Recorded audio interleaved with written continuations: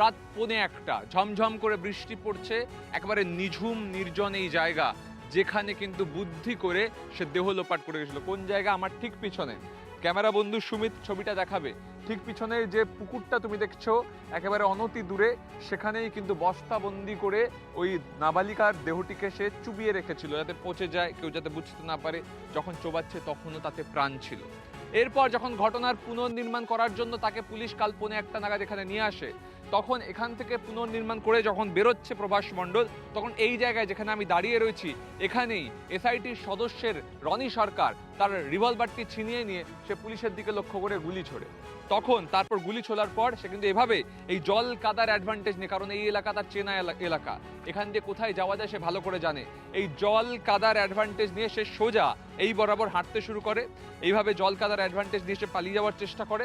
কোথায় যায়, কোন দিকে যায়, খুব ইম্পর্টেন্ট, আমাকে ফলো করতে বলবো আমার ক্যামেরাকে।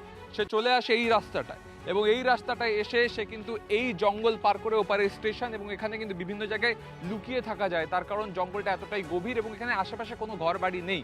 ফলে সেই অ্যাডভান্টেজ নিয়ে এই জায়গাটা যখন পালাতে চায়, তখন কিন্তু পুলিশ পাল্টা গুলি ছোড়ে, এবং 1 রাউন্ড গুলি নয় 2 রাউন্ড গুলি তাকে ছোড়া হয়। তারপরে সে কিন্তু এই জায়গাটায় পড়ে যায় গুলি খেয়ে। তারপর তাকে যত তাড়াতাড়ি সম্ভব নিয়ে যাওয়া হয় বারুইপুর হাসপাতালে, সেখানে নিয়ে গেলে তাকে মৃত বলে ঘোষণা করেন চিকিৎসকরা। এই ছিল তার ছক, এই ছিল তার রুট, যে রুটে দেখো জল কাদা চেনা পরিবেশ, এর আগে সে এখানে আড্ডা মেরেছে, এর আগে সেখানে দেহ লোপাট করার চেষ্টা করেছে, সেই জায়গায় কিন্তু এই পেছনে জঙ্গল দিয়ে পালিয়ে যাচ্ছিল সে।